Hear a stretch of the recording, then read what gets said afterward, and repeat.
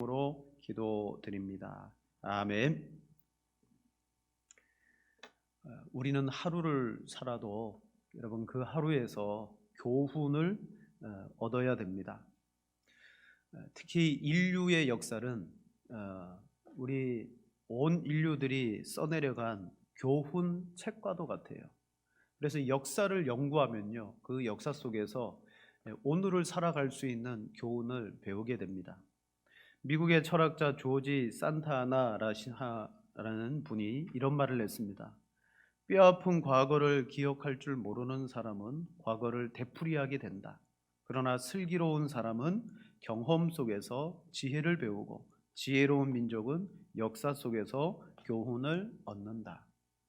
한마디로 여러분, 역사를 모르면 반복된 역사를 살아가게 되고 슬기롭고 지혜로운 사람은 그 역사에서 교훈을 얻어요. 그 역사적인 교훈을 잊어버리잖아요. 그러면 어떻게 되느냐? 똑같은 역사가 반복되면서 그것 자체가 뭐다? 역사가 우리에게 주는 벌이 되는 거예요. 왜 역사를 가르쳐 줬는데 교훈을 못 얻느냐? 벌을 받게 됩니다. 자, 이스라엘 나라를 보십시오. 저들은 하나님이 끊임없이 이 백성들을 교훈하시고 그리고 가르치셨습니다. 거기에 순종하고 따라오도록 경계하셨습니다. 그런데 그들은 하나님의 교훈을 버리거든요. 어떻게 됩니까?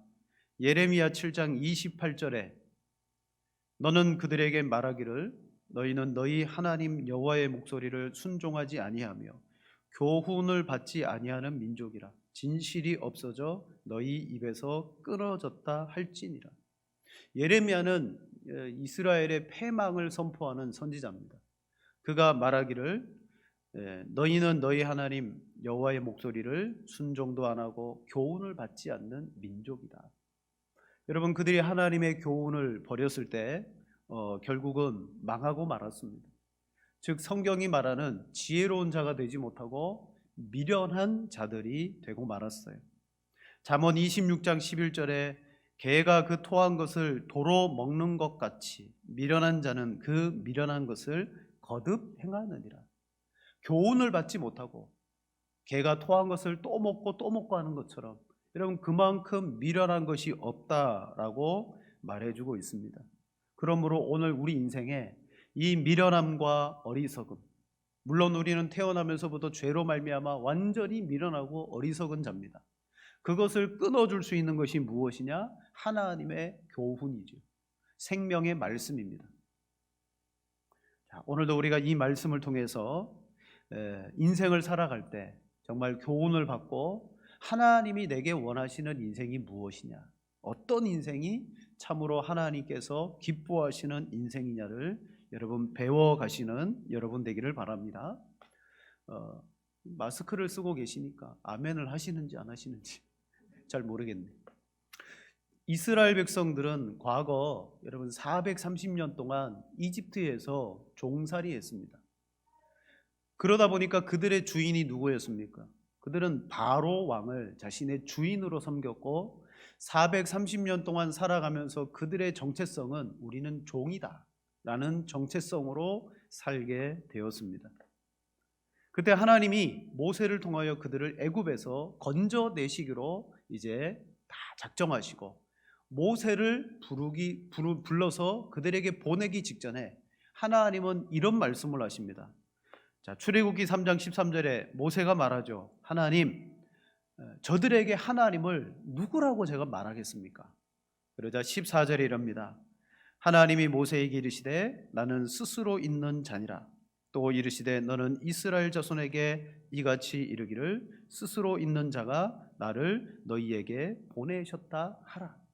지금까지 바로를 나의 주인으로 알고 섬겼던 이스라엘 백성들에게 하나님은 이제는 하나님이 우리의 왕이시다, 하나님이 이제 우리의 주인이시다 그러면서 하나님이 이 백성에게 제일 먼저 자신이 어떤 분인가를 모세를 통하여 그들에게 알려주십니다. 그리고 나서 10가지의 재앙, 홍해의 사건을 통하여 백성들에게 하나님은 이만큼 전능하시다, 하나님은 이만큼 너희를 보호하신다, 인도하신다, 그 구원을 알게 하심으로 말미암아 출애굽하게 하셨습니다. 자, 이제 이들은 애굽이라는 땅에서 나왔어요. 이제는 노예가 아닙니다. 자유민입니다. 하나님의 백성이 된 것입니다. 주인이 바뀌었습니다. 그리고 그들의 정체성이 바뀌었습니다. 하지만 바로에서 하나님으로, 노예에서 자유 백성으로 정체성이 바뀌었다 해서 그들의 습성이 하루아침에 변화되는 것은 아니죠. 그래서 하나님은 이들에게 무엇이 필요한지 아셨어요. 하나님이 어떤 분인가? 하나님은 이 백성들을 어떻게 하나님께서 보살피시는가? 여러 가지 것 가운데 하나님을 더 깊이 알아갈 만한 여러분 그런 과정이 필요했기 때문에 하나님은 이스라엘 백성들을 편리하고 안전하고 더 빠른 길이 아니라 광야라는 힘들지만 돌아가는 길로 이들을 집어넣으셨습니다. 힘든 광야를 40년 동안 지나가게 하시고, 그리고 이 광야를 지나가게 하기 위해서 미리 모세라는 사람을 미디안 광야에서 40년 동안 광야를 경험하고 그 광야를 배우게 하셨어요. 그러니까 모세도 준비되어졌고 광야도 준비되어졌습니다. 그리고 이제 하나님은 홍해의 놀라운 기적을 그들에게 맛보게 한 다음에 이제 본격적으로 수르 광야라는 곳으로 들어가게 해서 광야의 여정을 시작하게 하셨습니다. 홍해의 기적을 뒤로 하고 이제 본격적으로 광야 길을 걷게 됩니다. 그리고 오늘 처음 만난 장소가 어디입니까? 바로 마라라고 하는 오아시스를 만난 거예요. 자, 이 말씀이 오늘 우리에게 몇 가지 아주 중요한 의미를 던져줍니다. 마라라는 이 오아시스의 교훈. 첫 번째는요, 하나님은 사람 속에 하나님만 아시는 쓴 것이 있다는 것을 오늘 우리에게 가르쳐 주십니다. 자, 하나님만 아시는 쓴 것, 그게 있다는 걸 가르쳐 주셔요. 물론 우리 자신도요, 다른 사람은 모르겠어요. 나는 내 자신 속에 이런 쓴 게 있다라는 것을 적어도 나는 알고 있어요. 우리는 사람을 외모로 보고 외모로 판단하기 쉽습니다. 사람을 볼 때 첫인상도 중요하게 여기고요. 그리고 누구누구 하면 그 사람의 인상부터 떠오를 때가 참 많습니다. 하나님의 사람이었던 사무엘 선지자가 이새의 집에 내려가 기름을 붓고자 했을 때 제일 첫 번째 이 선지자 앞을 지나간 엘리압을 보고 이 선지자마저도 어떻게 생각했냐면 이렇게 생각했습니다. 여호와의 기름 부으실 자가 과연 주님 앞에 있도다. 엘리압을 보고요, 야, 이 사람이야말로 진짜 이스라엘의 왕이 될 만한 사람이구나 생각했습니다. 그도 사람이기 때문에 외모를 본 것이죠. 그때 하나님이 우리가 잘 아는 말씀하시죠. 그의 키와 용모와 키를 보지 말라. 내가 이미 그를 버렸노라. 내가 보는 것은 사람과 같이 아니하니 사람은 외모를 보거니와 나 여호와는 중심을 보느니라. 여러분, 우리도 사람을 외모로 볼 때가 참 많습니다. 그런데 오늘 본문에 하나님은 우리의 속을 보고 계시더라는 거예요. 속을 보셔요. 자, 홍해의 사건이 뒤에 있었습니다. 이 사건은 어떤 사건입니까? 큰 구원입니다. 홍해의 사건을 통과하고 난 다음에 모세가 노래하고 미리암이 노래하고 온 백성들이 춤을 추며 하나님께 노래를 불렀습니다. 흥분되어졌고 기쁨이 차고 넘쳤습니다. 그리고 그 상태에서 하루 이틀 사흘 수르 광야를 지났는데요, 여러분, 물을 만나지 못했습니다. 애굽에서 가지고 나왔던 물도 서서히 떨어지기 시작했고 광야로 인해서 목이 마르기 시작했습니다. 보통 사람은 한 3일 정도 물을 마시지 못하면 죽을 가능성이 높습니다. 근데 한 사흘을 지나갔다 그랬죠. 갈증이 여러분 이제 이 끝까지 차 올랐을 때 그들은 물을 발견합니다. 놀랍게도 그 물을 발견해요. 23절에 말합니다.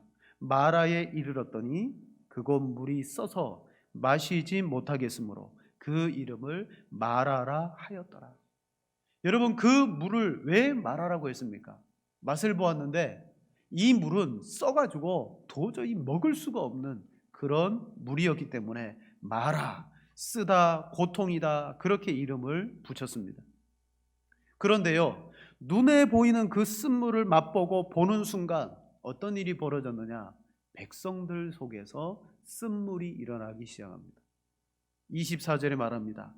백성이 모세에게 원망하여 이르되 우리가 무엇을 마실까 하며, 여기에서 그동안 그들 속에 감추어졌던 쓴물이 확 일어나는데 그게 원망이라는 것을 통하여 터쳐나오기 시작하는 거예요.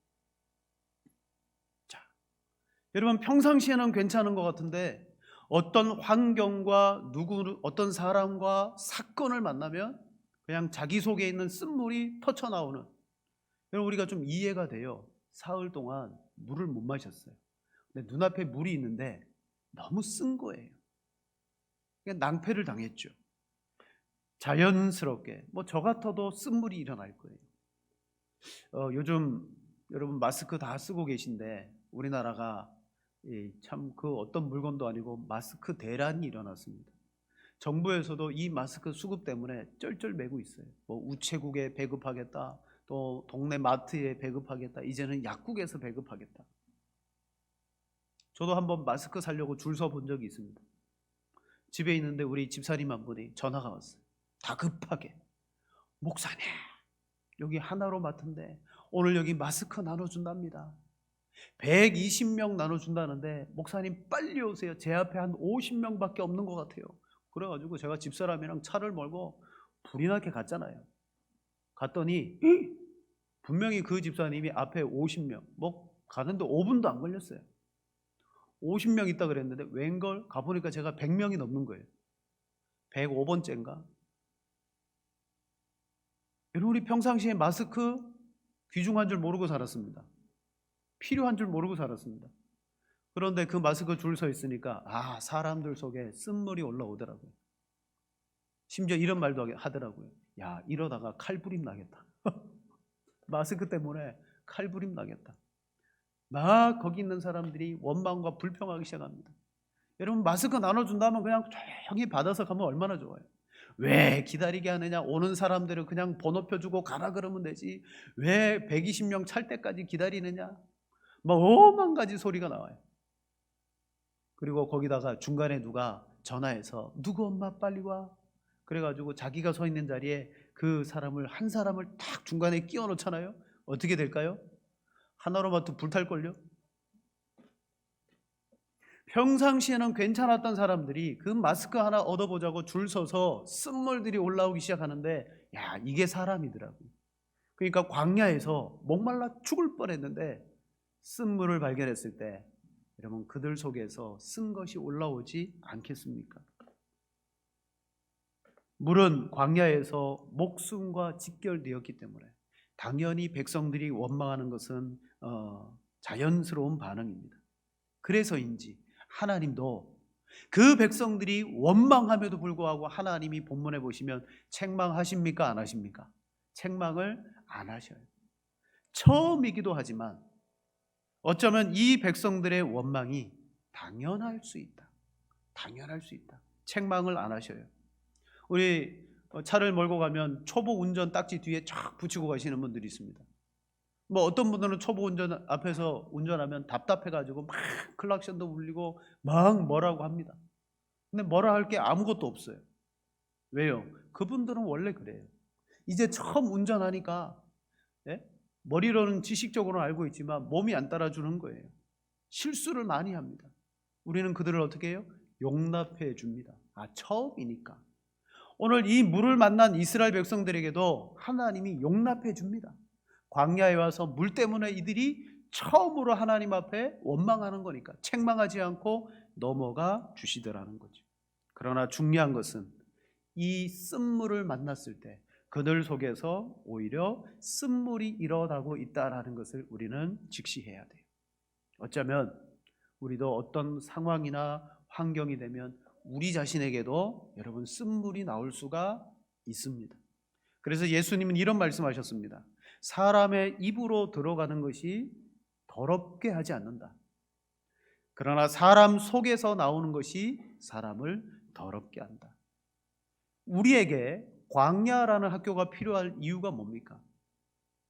애굽에서 나와서 노예의 정체성을 가지고 있는 그들에게 하나님과 자유민의 정체성을 배우게 하기 위해서 광야가 필요한 것처럼, 어쩌면 우리 인생에 여러분 힘듦과 고난이 있어야 되는 이유는 바로 우리 안에 하나님의 그 단물을 얻기 위해서 내 속에 있는 쓴 것을 여러분 찾아내고 발견하는 일이 우리에게 필요하기 때문입니다. 그래서 이 마라는요, 하나님이 첫 번째로 이스라엘 백성들에게 갖는 수업이에요. 수업. 자, 너희 안에 이런 쓴물이 있다. 그리고 광야는 쓴물과 같은 힘듦이 있다. 하지만 하나님이 너희를 돌보실 것이다. 지켜주실 것이다. 자, 두 번째로, 그럼 하나님은 왜 이 마라로 그들을 인도하셨을까요? 모세가 그들을 수르 광야를 통과해서 인도했지만 실은 여러분, 이들을 광야에서 이곳으로 인도하신 분은 하나님이셔요. 하나님이 이곳으로 인도하셨어요. 자, 백성들의 원망을 들은 모세는 하나님 앞에 부르짖어 기도하기 시작합니다. 25절에 말하죠. 모세가 여호와께 부르짖었더니 여호와께서 그에게 한 나무를 가리키시니 그가 물에 던지니 물이 달게 되었도다. 모세를 통하여 한 나무를 지목하게 하고 그것을 그 물에 던져라. 여러분, 이것은 많은 사람들이 문제나 어떤 상황을 만났을 때 해결하는 방법이에요. 그게 뭐냐? 어떻게? 라는 질문입니다. 쓴물을 만났습니다. 우리가 인생의 어떤 고통을 만나면 어떻게? 방법과 수단과 해결책을 하나님 앞에 구할 겁니다. 하나님 어떻게 합니까? 하나님 이것을 어떻게 해결합니까? 여러분, 인생의 문제를 수많은 사람들은 방법과 해결 방식을 찾아요. 어떻게 할까? 이게 제일 먼저 떠오르는 생각입니다. 모세도 이 쓴물을 발견하고 하나님 앞에 기도했을 때 뭐라고 기도했을까요? 성경은 말하지 않지만 하나님 어떻게 합니까? 그렇게 기도했을 것 같아요. 그와 아주 유사한 사건이 출애굽기 17장에 있어요. 출애굽기 17장에 보면 백성들이 목이 말라서 원망하는 사건이 등장합니다. 네. 그때 이렇게 말합니다. 모세가 여호와께 부르짖어 이르되 내가 이 백성에게 어떻게 하리이까? 그들이 조금 있으면 내게 돌을 던지겠나이다. 또 다른 물의 사건을 만납니다. 물이 없어서 백성들이 원망합니다. 그래서 모세가 다급하게 하나님께 기도하는데 뭐라고 기도합니까? 이 백성에게 어떻게 하리이까? 어떻게를 놓고 기도하죠. 그러자 하나님께서 답을 주셔요. 어떻게 할 거냐? 저 나무가 있는데 그것을 이 물에다가 던져라. 어떻게라는 질문에 대한 정답입니다. 그 나무를 물에 던져라. 그랬더니 물이 달게 되었습니다. 여러분, 여기에서 우리는 하나님이 주신 해결의 방법에 대해서 생각해 봐야 됩니다. 쓴물이었어요. 그게 단물로 바뀌었습니다. 그때 매개체가 된 것이 뭐냐? 나무죠. 나무를 집어넣었더니 그 물이 달게 되었어요. 여기서 우리는 두 가지를 생각합니다. 첫 번째, 이 나무 자체가 쓴물을 달게 하는 효능이 있는 나무일 것이다. 그리고 또 하나는 무엇이냐? 아니다. 이 나무는 그냥 상징일 뿐이고 하나님의 능력으로 물을 달게 했다. 그런데 많은 성경학자와 저도 그렇게 봅니다. 여러분, 이 나무 자체는 효능이 없어요. 하나님께서 돌을 던져 집어넣으라 그래도 그 물은 달게 됩니다. 나무가 그 수십만의 사람들이 쓴 물을 단물로 바꾸어서 먹기 위해서는 나무 하나 집어넣어서 될 게 아니라 거기 있는 모든 나무를 집어넣어야 돼요. 나무 자체에 효능이 있다면. 우리도 음식 만들 때 음식이 싱거워요. 그러면 소금 조금 넣어갖고 맛보면 그래도 싱거운데? 그럼 계속 넣잖아요. 여러분, 이 나무 자체가 효능이 있다면 거기 있는 나무 다 집어넣어야 돼요. 그러나 하나의 나무를 집어넣었다는 것은 그것은 상징의 역할을 하는 것입니다. 어떤 상징입니까? 왜 백성들은 하나님이 이곳에 쓴물로 인도하셨고 그것을 나무 하나를 집어넣음으로 말미암아 단물로 바꾸는 그러한 것을 알게 하셨느냐? 왜 그러셨느냐? 먼저는 왜 물을 단물로 바꾸었느냐를 말하기 전에 하나님은 이 백성들을 이곳으로 왜 인도했느냐를 생각해야 돼요. 여기 25절 후반절에 나오죠. 거기서 여호와께서 그들을 위하여 법도와 율례를 정하시고 그들을 시험하실세. 여러분, 마라라는 이곳으로 인도됨 자체가 뭐냐? 하나님께서 법도와 율례를 정하신 다음에 이들을 시험하시려고 인도하신 거예요. 즉 마라의 쓴물은 하나님이 백성들에게 내준 시험이었어요. 시험지. 너희가 어떻게 시험을 보느냐. 그리고 쓴물을 단물로 바꾸어 줌으로 말미암아 그들 속에 마음의 고통이 먼저, 쓴물이 나오게 함으로 마음의 고통이 있다는 것을 알게 하시고 이 고통에 대해서 해결하시는 분이 하나님이시다라는 것을 백성들로 하여금 알게 하신 거예요. 여러분, 그게 시험입니다. 하나님이 이들을 제일 먼저 테스트하신 거예요. 성경에 보면 시험은 두 종류로 나뉘죠. 하나는 이들을 오늘 본문의 말씀처럼 이들이 잘하나 못하나, 그들의 수준이 어느 정도인가, 믿음이 있는가 없는가, 그것을 테스트하는 시험이 있고요. 그리고 또 하나의 시험은 우리에게 유혹을 주어서, 이건 하나님이 주시는 것이 아니에요. 우리에게 유혹을 주어서 넘어뜨리게 하는 시험. 그것은 마귀가 주는 거죠. 그래서 야고보서 1장 12절 13절에 말합니다. 하나님은 어떤 분이냐. 자, 우리 두 절 같이 한번 읽겠습니다. 시험을 참는 자는 복이 있나니 이는 시련을 견디어낸 자가 주께서 자기를 사랑하는 자들에게 약속하신 생명의 면류관을 얻을 것이기 때문이라. 사람이 시험을 받을 때에 하나님께 시험을 받는다 하지 말지니 하나님은 악에게 시험을 받지도 아니하시고 친히 아무도 시험하지 아니하시느니라. 아멘. 하나님의 시험은요, 유혹으로 말미암아 우리를 넘어뜨리는 시험이 아니라는 거예요. 오늘 이 마라에 담긴 시험 교훈이 무엇입니까? 바로 이 백성들을 가르치기 위한 시험이에요. 그래서 가르치기 위한 시험이기 때문에 하나님은 이들을 책망하지 않습니다. 여러분, 만약에 이들이 넘어뜨리는 시험을 받았다? 너희 왜 넘어졌어? 왜 이 시험 통과하지 못했어? 하나님 책망하셔야 돼요. 근데 그런 시험이 아닙니다. 다분히 교육적인 의도에 그것으로 이들을 시험하셨어요. 자, 교육하기 위해서, 가르치기 위해서 일부러 마라라는 곳으로 하나님이 이들을 보내셨어요. 세 번째로 무엇을 가르치셨습니까? 바로 눈에 보이는 것으로 보이지 않는 것을 가르치셨습니다. 눈에 보이는 것, 쓴물, 물이 눈에 보이잖아요. 나뭇가지 다 눈에 보여요. 그 눈에 보이는 것을 통하여 하나님은 눈에 보이지 않는 것을 가르치십니다. 앞으로 너희가 이 광야를 지나갈 때 눈에 보이는 것들이 참 많이 필요할 텐데 그 눈에 보이는 것들을 눈에 보이지 않으시는 하나님에 의해서 주관되어진다라는 것을 시험하셔요. 하나님은 이스라엘을 위해서 법도와 율례를 정해 놓으셨습니다. 그리고 시험하셨습니다.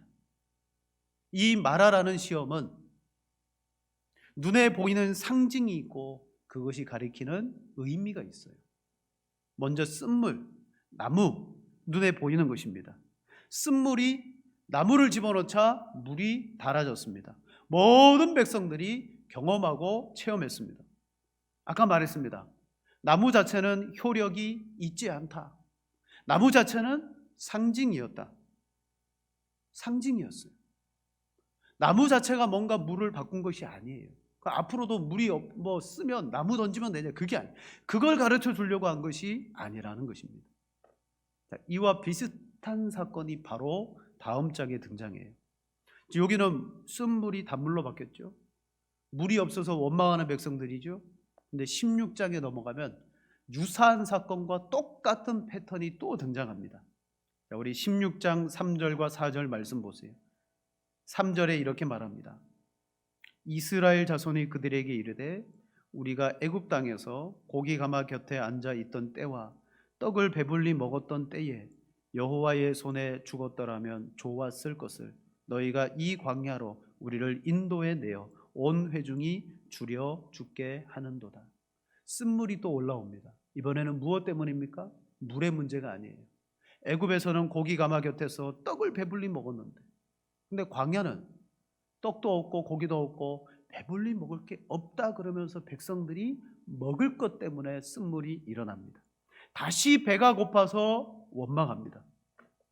이스라엘 백성들은 눈에 보이는 떡이 없기 때문에 하나님과 모세를 원망합니다. 그때 하나님은 그에 대한 대답으로서 눈에 보이는 대답을 주십니다. 그게 뭐예요? 만나예요. 눈에 보이는 것을 그들에게 내려주시고, 그게 만나예요. 자, 그렇다면 이 만나를 주심의 의미가 무엇이냐? 자, 우리 16장 4절을 같이 읽겠습니다. 그때에 여호와께서 모세에게 이르시되 보라, 비같이 내리니 백성이 나가서 일용할 것을 날마다 거둘 것이라. 이같이 하여 그들이 내 율법을 준행하나 아니하나 내가 시험하리라. 아멘. 똑같습니다. 마라의 시험도 너희가 내 율례를 순종하나 안 하나 내가 시험한다. 물을 가지고, 또 양식을 가지고, 뭘 가지고? 만나를 가지고 너희가 내 율법에 준행하나 아니하나 내가 시험하리라. 앞에 마라의 사건과 만나의 사건이 똑같은 것을 우리에게 보여주는데, 그것은 뭐냐? 눈에 보이는 나뭇가지나 눈에 보이는 만나나 그게 핵심이 아니라는 거예요. 눈에 보이는 것은 핵심이 아니다. 하나님은 지금 눈에 보이는 도구를 통하여서 하나님의 율법을 준행하나 준행하지 아니하나를 보기를 원하였습니다. 그때 여기 등장하는 나뭇가지나 만나는 무엇입니까? 그것은 또 다른 것을 여러분 떠올리게 해요. 그것 자체가 아니라 그걸 통하여 또 다른 것을 떠올리게 합니다. 그게 뭐예요? 하나님의 율례라는 것이에요. 우리는 저 물이 아니라, 우리는 이 만나 떡이 아니라 오늘 우리로 하여금 살게 하시는 것은 눈에 보이지 않은 것이다. 오늘 우리로 하여금 사는 것은 하나님의 율례다. 여러분, 물을 마실 때마다, 만나를 먹을 때마다 그들이 시험을 보는 거예요. 이 만나는 보이지 않는 하나님의 그것이다 라는 거예요. 여러분, 신약에 있는 교회인 우리도 눈에 보이는 것으로서 보이지 않는 것을 배웁니다. 교훈을 받습니다. 그게 뭡니까? 그렇게 하는 믿음의 행위가 있죠. 바로 성례예요. 성례. 성례는 눈에 보이는 거예요. 여러분, 성례는 눈에 보입니다. 근데 그 성례, 눈에 보이는 자체가 중요한 게 아니라 그 보이는 것 속에는 보이지 않는 놀라운 영적인 의미가 들어 있습니다. 성찬을 예를 들어 보십시다. 성찬은 하늘에서 내려온 생명의 만나이신 예수 그리스도를 먹고 마시는 것입니다. 우리는 눈에 보이는 떡을 먹습니다. 눈에 보이는 포도주를 마십니다. 음료를 마십니다. 하지만 그 떡과 포도주는 물론 예수 그리스도의 영적 임재가 있지만, 그것이 보여주는 것은 무엇입니까? 우리가 이것을 먹고 마심으로 말미암아 우리가 살아가는 것은 하나님께로부터 은혜를 받고, 여러분, 성례가 은혜입니다. 은혜를 받고 그 은혜를 주시는 하나님과 연결되어 살아간다. 그래서 성찬식을 할 때마다 우리는 어떻게 살아가느냐를 끊임없이 시험을 받는 거예요. 떡이 아니다, 물이 아니다. 즉 이스라엘 백성들은 광야에서 앞으로 물을 마실 때마다, 만나를 거둘 때마다, 일용할 양식을 만들 때마다 항상 기억하게 되어져 있습니다. 무엇을 기억합니까? 지금 눈에 보이는 이 만나는 보이지 않는 하나님의 말씀을 기억하며 전적으로 의지해서 살아가라는 하나님의 뜻이다라는 거예요. 그래서 마라의 시험, 만나, 이 두 가지가 다 너희를 시험하기 위함이다. 신약에 넘어오셔서 우리 예수님께서 세례 요한에게 세례를 받으십니다. 세례를 받으셨죠? 그리고 요단강에서 무트로 올라왔습니다. 무엇이 기다리고 있었습니까? 성경은 마태복음 4장 1절에 이렇게 말합니다. 그때 예수께서 성령에게 이끌리어 마귀에게 시험을 받으러 광야로 가사. 시험이 기다리고 있었어요. 이스라엘 백성들이 홍해에서 올라왔습니다. 올라오자마자 무엇이 기다리고 있었어요? 마라의 시험이 기다리고 있었어요. 고린도전서 말씀해 보면 홍해는 세례니. 그들이 물 가운데 지나간 것을 세례라고 말합니다. 예수 그리스도께서도 요단강에서 세례를 받고 난 다음에 광야로 들어가시고 광야에 무엇이 기다리고 있느냐? 시험이 기다리고 있었어요. 똑같아요. 예수님은 여러분 참 이스라엘로서 광야에 들어가서 하나님이 허락하시는 시험을 받았어요. 그때 성령이 이끌리셨다라고 그래요. 여러분 성령이 예수님을 이끌어 가셨어요. 성령이 이끄시는 시험은 어떤 시험입니까? 죄를 짓게 하는 유혹이 아니라 예수님이 우리의 메시아로서의 자격을 나타내는 시험이라는 거예요. 그때 세 가지의 시험을 받죠. 돌을 떡으로 만들어라. 저 높은 곳에서 뛰어내려라. 나에게 절을 해라. 여러분 이 세 가지 다가 뭐냐? 눈에 보이는 시험이었습니다. 그 눈에 보이는 시험을 예수님이 당하셨는데 그때 눈에 보이는 시험을 통하여 예수님은 세 가지의 대답을 통하여 여러분 물리치셨어요. 모두가 다 눈에 보이지 않는 대답으로. 첫 번째 뭐라고 물리치셨습니까? 사람이 떡으로만 살 것이 아니요 하나님의 입으로 나오는 말씀으로 살 것이다. 눈에 보이는 떡이 아니다. 사람은 눈에 보이지 않는 하나님의 말씀으로 산다. 두 번째, 주 너의 하나님을 시험하지 말아라 라고 했고, 세 번째는요, 사탄아 물러가라 기록되었으되 주 너의 하나님께 경배하고 다만 그를 섬기라 하셨느니라. 예수님께서 광야에서 시험 받으신 이 모든 게 뭐냐? 눈에 보이는 것으로 보이지 않는 것의 정답을 우리에게 가르쳐 주신 거예요. 우리가 어떻게 살아가야 되느냐. 사랑하는 여러분, 오늘 우리의 인생은 광야와 같습니다. 광야는 힘들고 어려움이 있지만 광야의 의미가 뭐냐면 우리는 이전에 죄인이었고 우리의 정체성은 마귀를 주인으로 우리는 죄의 노예로 살아갔었어요. 예수 그리스도를 믿고 하나님을 내 주인 삼고 백성 되었어요. 정체성이 바뀌었다 그래서 우리의 습성이 그대로 바뀐 게 아니에요. 뭐가 필요합니까? 훈련이 필요하고 교육이 필요해죠. 그래서 이스라엘 백성들에게는 광야에 집어넣으셨지만 오늘 하나님은 우리에게 이 세상에 살아가면서 하나님으로부터 광야의 교훈을 받도록 하신 거예요. 그 교훈이 뭐예요? 우리 눈에 보이는 이 모든 것은 보이지 않는 하나님께로부터 다 주어지는 것이다. 그래서 오늘 끝에 하나님이 뭐라고 말합니까? 나는 너희를 치료하는 여호와이니라. 그 쓴물을 단물로 바꾸어 주었듯이 오늘 우리 인생을 바꾸시고 변화시키시고 고치시는 하나님이라고 분명히 말합니다. 우리는 언제든지 우리 눈에 보이는 인생의 문제나 사건들을 만날 때마다 항상 그 시험 앞에 떠올려야 되는 건 뭐예요? 여호와의 말씀, 율례. 결국 그것은 하나님을 기억하고 하나님을 나타내는 시험들이더라는 거죠. 자, 여러분 광야에는 수많은 시험거리들이 기다리고 있었습니다. 그래서 광야 40년을 지나고 난 다음에 하나님께서 이 광야를 지난 총평, 광야를 다 지나고 마지막 평가를 딱 해주시죠. 그때 이렇게 말씀합니다. 자, 우리 신명기 8장 2절 3절 우리 두 절 같이 마지막으로 읽겠습니다. 내 하나님 여호와께서 이 40년 동안에 기억하라. 이는 너를 낮추시며 너를 시험하사 내 마음이 어떠한지 명령을 지키는지 지키지 않는지 알려 하심이라. 너를 낮추시며 또 너로 알지 못하며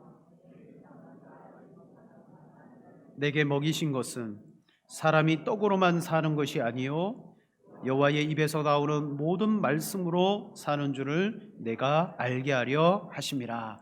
아멘. 광야를 다 지나가고 난 다음에 졸업식 하면서 마치 선생님이 야 너희들 수고했지? 그동안 너희가 했던 수업이 뭔지 아나? 광야는 시험입니다. 그래서 말합니다. 너를 40년 동안에 낮추고 너를 시험하사. 왜 그렇게 했는지 아느냐? 거기 등장하는 모든 눈에 보이는 것들은 바로 보이는 것 자체가 중요한 게 아니라 보이지 않는 하나님, 말씀과 율례, 그 하나님께서 너희를 지키시고 보호하시고 인도하셨다. 너희가 살아가는 능력은 보이는 게 아니라 그 말씀을 주신 하나님으로부터 사는 줄을 알게 하려 함이라 라고 말했습니다. 이게 여러분 오늘 첫 번째 마라와 두고 이어지는 만나의 수업의 진짜 목적입니다. 말씀을 마칩니다. 요즘 저희 아이들 학교 안 가고 집에 있어서 죽겠습니다. 학교 좀 빨리 보냈으면 좋겠습니다. 아니, 대학생이 됐는데 대학생이 3월 중반이 다 됐는데 학교를 안 가고 집에 있어요. 아직 대학이 개강을 안 했습니다. 모든 애들도 집에서 공부를 시키는데, 공부시키는 거 보니까 아이들 책이 두 종류가 있더만요. 하나는 개념을 잡는 개념학습이 있고요. 그리고 개념이 잡힌 학생들에게는 조금 더 깊이 공부할 수 있도록 심화학습이 있더라고요. 여러분, 개념이 잡혀야 심화의 과정에 들어갑니다. 오늘 마라가 뭐예요? 마라는 개념입니다. 광야를 살아가는, 인생을 살아가는 우리의 개념을 잡아주는 거예요.